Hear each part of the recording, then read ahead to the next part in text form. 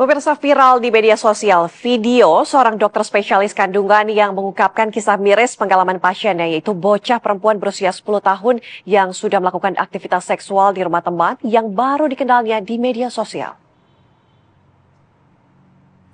Assalamualaikum warahmatullahi wabarakatuh. Ini saya baru aja ketemu pasien ya. Aduh, saya pengen ingetin teman-teman semua untuk kalau teman-teman ibu-ibu yang punya anak perempuan harus benar-benar dijaga anak perempuannya baik-baik. Jangan gampang percaya kalau mereka minta izin untuk nginep di rumah temennya, siapapun itu. Kalau kita nggak kenal baik anak itu, jadi jangan segampang itu untuk memberikan izin pada anak-anak perempuan kita ya. Jadi ini saya baru kedatangan pasien. Umurnya baru 10 tahun, ya 10 tahun, kemudian dia izin dia dibawa sama tantenya karena dia itu baru habis pulang nginep dari rumah temennya katanya gitu. Dan ini temennya itu dia kenal cuman dari sosmed, dari Instagram. Teman main, teman perempuannya, sama-sama umurnya 10-11 tahun. Dan ternyata ketika ditanya, kamu habis ngapain dan segala macam, dia kurang meyakinkan jawabannya dan akhirnya dia dibawa sama tantenya karena orang tuanya nggak berani membawa dia periksa ke dokter obgyn.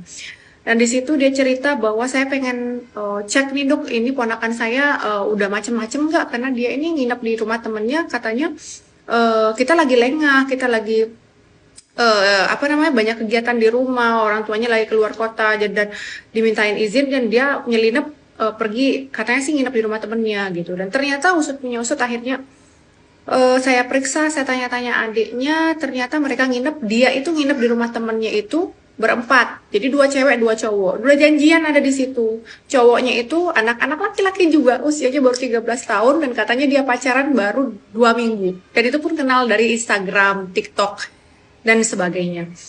Jadi mereka nginep di rumah itu karena temannya si ini, dia nginep di rumah teman ceweknya ini, teman ceweknya itu pun juga orang tuanya lagi nggak di rumah karena orang tuanya semua lagi ada di rumah sakit. Jadi rumahnya itu lagi free gitu. Jadi dua teman-teman laki-laki bocil-bocil itu juga pada ikutan nginep di rumah si temannya si cewek ini gitu. Ya Allah ya Robbi, dan di situ saya tanya, kemudian saya periksa, sebelum saya periksa saya tanya memang kan gimana kejadiannya di sana, kamu udah ngapain aja, dan tentunya dengan pendekatan psikologi kepada anak-anak, akhirnya sebelumnya dia nggak mau ngaku sama tantenya, sama om, sama bapak ibunya kalau dia udah ngapa-ngapain, dan ternyata di situ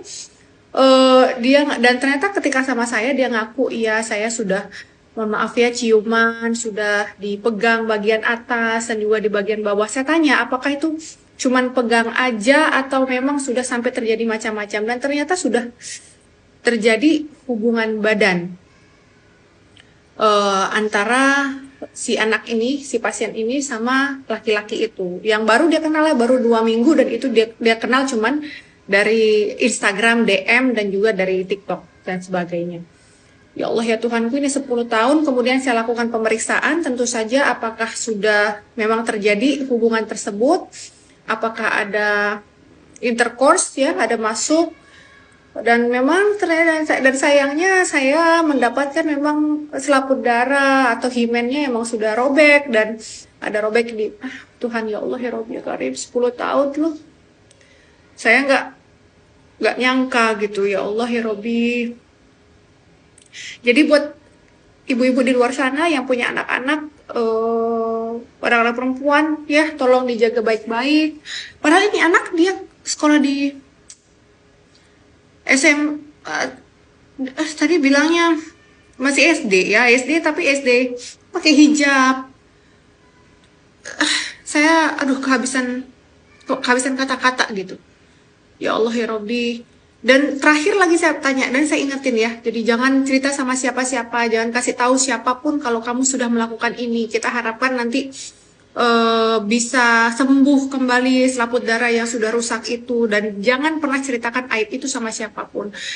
Dan ketika saya ingatkan, gimana kamu tahu kan rasanya, dan you know what dia bilang, ya Allah, saya kira dia akan ada traumatis ya, ada trauma terhadap kejadian tersebut. Dengan segitu saya ingetin efek jangka panjangnya, dampak buruknya, ada kemungkinan ini itu dan segala macam, dan ternyata tapi dia bilang kalau itu adalah pengalaman yang menyenangkan untuk dia. Ya Allah ya Robbi, jadi saya sampai nggak habis pikir, dan saya ingetin lagi ke keluarganya waktu itu, ini ya harus dijaga baik-baik, kalau bisa dibawa ke psikolog anak karena emang sudah pola pikirnya udah aneh gitu. Jadi hati-hati buat ibu-ibu di luar sana yang punya anak perempuan pada khususnya, tolong dijaga baik-baik pergaulannya, jangan terlalu bebas dan jangan terlalu gampang memberikan izin, tolong dikontrol. Dan peran kita sebagai ibu di rumah tangga itu, ibu ataupun ayahnya juga sangat penting untuk menjaga anak-anak kita, apalagi untuk masa depannya di kemudian hari. Oke?